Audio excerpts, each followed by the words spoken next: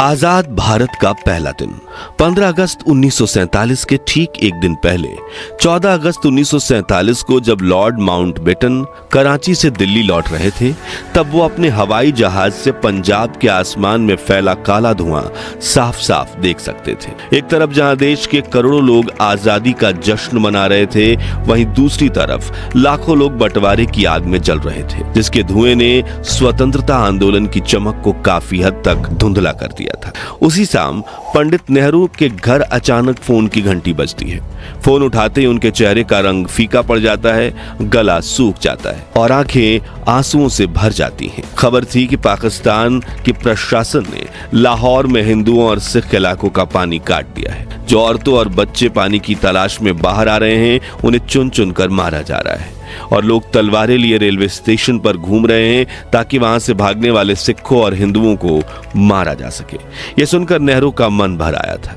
तब इंदिरा गांधी अपने पिता से पूछती हैं कि क्या हुआ। नेहरू बेहद धीमी आवाज में कहते हैं, मैं आज मेरा इंतजार कर रहे करोड़ों देशवासियों को कैसे संबोधित कर पाऊंगा, मैं कैसे जता पाऊंगा कि भारत की आजादी पर खुश हूं जबकि मेरा लाहौर जल रहा है।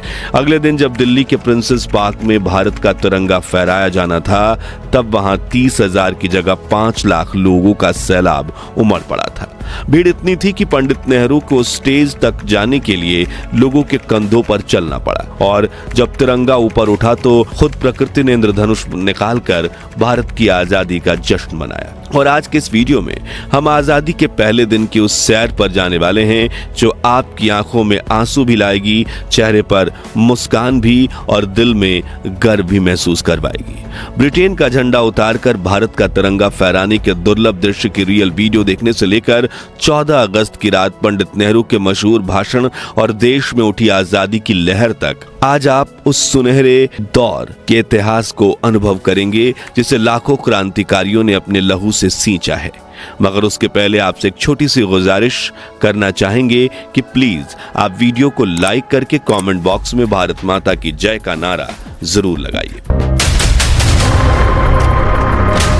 ये कैसी विडंबना है कि 14 अगस्त की शाम जहां एक और दिल्ली की सड़कों पर दिए जल रहे थे, लोग नाच गा रहे थे, मिठाइयां बांटी जा रही थीं, वहीं दूसरी ओर पंजाब और सिंध के सीमावर्ती इलाकों में एक सन्नाटा पसरा हुआ था जो हर चीख को निगल रहा था।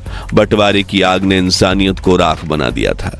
ट्रेन जो कभी लोगों को मंजिल तक ले जाती थी, अब मौत की डिब्बियां बन चुकी थी, जिनमें सवार यात्री जिंदा नहीं बल्कि कटे हुए शव बनकर पहुंच रहे थे। लाहौर, रावलपिंडी, सियालकोट और अमृतसर, हर गली में कत्लेआम हो रहा था। सिखों की पगड़ियां, औरतों की चूड़ियां और बच्चों की चीखें, सब कुछ खून में लथपथ था।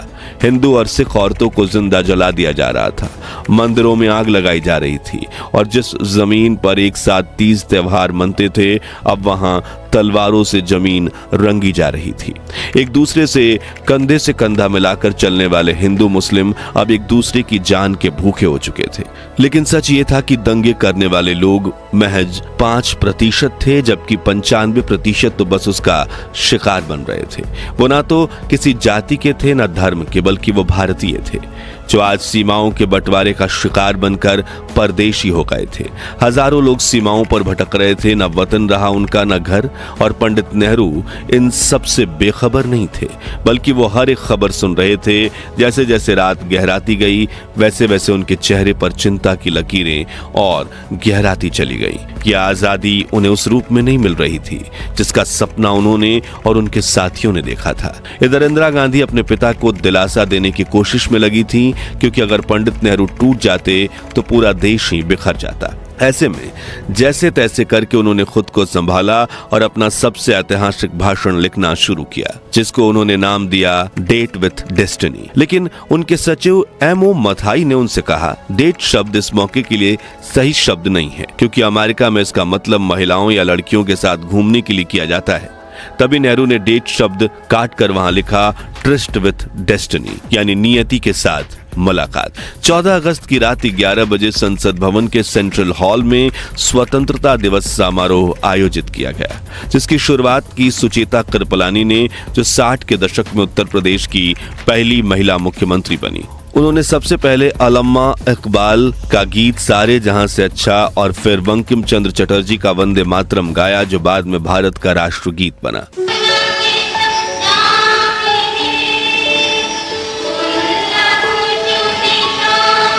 कई नेताओं ने महात्मा गांधी की तारीफ में कुछ बोल कहे। हम अपनी श्रद्धा और भक्ति का उपहार महात्मा गांधी को भी भेंट करें। 30 वर्षों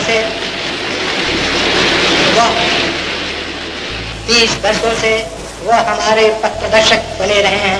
फिर ठीक 11:55 पर प्रधानमंत्री नेहरू की आवाज गूंजी। बहुत सालों पहले हमने नियति से एक वादा किया था, अब वो समय आ पहुंचा है कि हम उस वादे को निभाएं। शायद पूरी तरह से तो नहीं, लेकिन बहुत हद तक जरूर। आधी रात के समय जब पूरी दुनिया सो रही है, भारत आजादी की सांसें ले रहा है। आगे उन्होंने कहा, अच्छा है कि इस वक्त खास तौर से इस बात को याद रखें, इस आजादी के दरवाजे पर जब हम खड़े हैं, कि हिंदुस्तान किसी एक फिरके का मुल्क नहीं है, एक मजहब वालों का नहीं है, बल्कि बहुत सारे बहुत किस्म के बहुत धर्म और मजहबों का है। अगले दिन के अखबारों के लिए नेहरू ने अपने भाषण में 2 पंक्तियां अलग से जोड़ते हुए कहा, हमारे ध्यान में वो भाई और बहन भी हैं जो राजनीतिक सीमाओं की वजह से हमसे अलग थलग पड़ गए हैं और उस आजादी की खुशियां नहीं मना सकते जो आज हमारे पास आई है। वो लोग भी हमारे हिस्से में हैं और हमेशा हमारे ही रहेंगे, चाहे कुछ भी हो। फिर जैसे ही घड़ी ने रात के 11 बजाए, शंख बजने लगे, वहां मौजूद लोगों की आंखों से आंसू बह निकले और महात्मा गांधी की जय के नारों से सेंट्रल हॉल गूंज गया। ये वही गांधी थे जो उस ऐतिहासिक पल में भी देश की धार्मिक एकता के लिए नोआखाली के गांवों की पदयात्रा कर रहे थे। राष्ट्रपति सुभाष चंद्र बोस का 51 बैलों का रथ चंद्रबाबू की। अगले ही पल उन लाखों सेनानियों की याद में 2 मिनट का मौन रखा गया जिन्होंने आजादी के लिए अपना सर्वस्व त्याग कर दिया था। वो मौन जो चीख रहा था कि ये आजादी मुफ्त में नहीं मिली। आजादी के शहीदों यानी आजादी की जंग में जान कुर्बान करने वाले बहादुरों की याद में 2 मिनट की खामोशी। बाहर संसद भवन के चारों ओर हजारों लोग तेज बारिश में भीगते हुए खड़े थे। किसी को छतरी की परवाह नहीं थी, किसी को ठंड की चिंता नहीं थी। हर किसी की नजर संसद के दरवाजे पर थी और जैसे ही पंडित नेहरू बाहर आए, भीड़ जैसे ही टूट पड़ी। हर कोई बस उन्हें छू लेना चाहता था, जैसे वो आजादी की मूरत हो।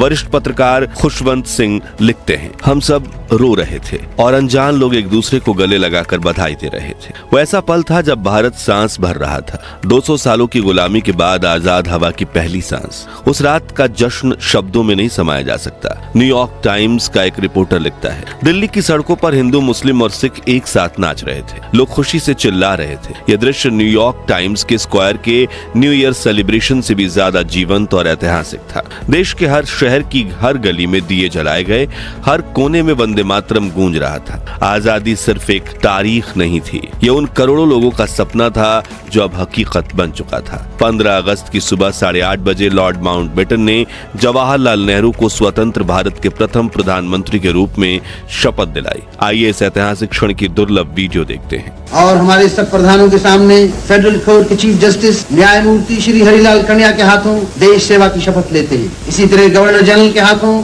अपनी नई हुकूमत के मुख्य प्रधान पंडित नेहरू और दूसरे प्रधान देश सेवा की शपथ ले रहे हैं। बाहर खड़े हुए लोगों का जोश खरोश बढ़ रहा है। इस इंतजार में बेताब हैं कि कब नेताओं के दर्शन हों। आप हैं स्वतंत्र भारत के पहले प्रधान। उधर दिल्ली की सड़कों पर लाखों लोगों का सैलाब उमड़ पड़ा था। सड़कें लोगों से इतनी खचाखच भरी हुई थी कि गाड़ियां छोड़िए, साइकिल पर भी सफर करना मुश्किल था। मगर इतनी भीड़ में भी ना ही कोई भगदड़ थी और ना ही कोई लूटपाट और चोरी। बस हर कोई भारत माता की जय के नारे लगाते हुए आगे बढ़ता जा रहा था। इस भीड़ को पहुंचना था दिल्ली के प्रिंसेस पार्क में, जहां लॉर्ड माउंटबेटन और पंडित नेहरू देश के पहले स्वतंत्रता दिवस पर पहली बार ब्रिटेन का झंडा उतारकर भारत का तिरंगा फहराने वाले थे। अब भीड़ का अनुमान तो 30,000 लोगों का लगाया गया था, लेकिन देखते ही देखते वहां 5 लाख लोग इकट्ठा हो गए, जो न सिर्फ भारत बल्कि दुनिया के इतिहास में कुंभ मेले के अलावा कहीं भी एकत्रित हुई सबसे बड़ी भीड़ थी।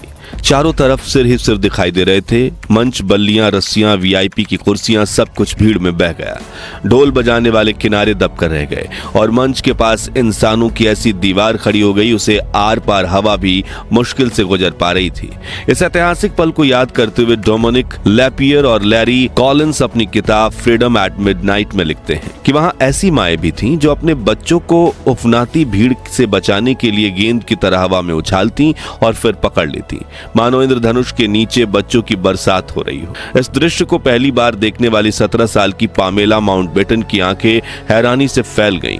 जब मंच तक पहुंचना नामुमकिन लगने लगा तो पंडित नेहरू ने मंच से चिल्लाकर कहा, लोगों के ऊपर से चली आओ, उन्हें बुरा नहीं लगेगा। पामेला ने कहा, मैंने हील्स पहन रखी है। नेहरू बोले, उन्हें उतारो और हाथ में पकड़ लो। और पामेला सच में अपने सैंडल हाथ में लेकर भीड़ के सिरों पर चलती हुई मंच तक पहुंची। इस ऐतिहासिक पल की शोभा तब और बढ़ गई जब नेहरू भी उन्हीं के रास्ते मंच पर पहुंचे। तब माउंटबेटन की बग्घी भीड़ में ऐसी फंसी कि वो हिल भी न सकी। फिर उन्होंने चिल्लाकर नेहरू से कहा, लेट्स होस्ट द फ्लैग। वही हुआ। पहली बार पंडित नेहरू ने भारत की धरती पर भारत के लोगों के बीच अपने हाथों से अपने देश का तिरंगा फहराया। तोपों की सलामी दी गई और माउंटबेटन ने अपनी बग्घी पर खड़े खड़े तिरंगे को सलूट किया। इस दौरान जैसे आसमान ने भी अपने भाव प्रकट किए। तिरंगे के ठीक पीछे एक शानदार इंद्रधनुष उभर आया। लोगों ने आसमान की तरफ उंगली उठाकर कहा, देखो भगवान भी भारत की आजादी का स्वागत कर रहे हैं। उस क्षण ऐसा लगा जैसे पूरा ब्रह्मांड भारत की इस नई सुबह पर मुस्कुरा रहा हो। लॉर्ड माउंटबेटन, जिनके नाम से एक समय भारत थर्राया करता था, आज उसी भारत की जनता माउंटबेटन जय के नारे लगा रही थी। ऐसा सम्मान किसी अंग्रेज को 200 सालों में कभी नहीं मिला था। उनकी आंखें भर आई थी। शायद उन्होंने भी महसूस किया कि ये सिर्फ तिरंगे का नहीं बल्कि करोड़ों भारतीयों की आत्मा के पुनर्जन्म का दिन था। तो दोस्तों, अगर आप भी देश को आजादी दिलवाने वाले स्वतंत्रता सेनानियों पर गर्व करते हैं तो उनके सम्मान में कमेंट बॉक्स में जय हिंद जय भारत जरूर लिखें। ये वीडियो अच्छी लगी हो तो इसे लाइक और शेयर करके 21,000 लाइक्स के लक्ष्य को हासिल करने में हमारी मदद कीजिए और हमारे महान भारत के इतिहास से जुड़े ऐसे ही दुर्लभ वीडियोस के लिए इस चैनल को सब्सक्राइब करके पास वाली घंटी जरूर बजा दीजिए। जय हिंद जय भारत।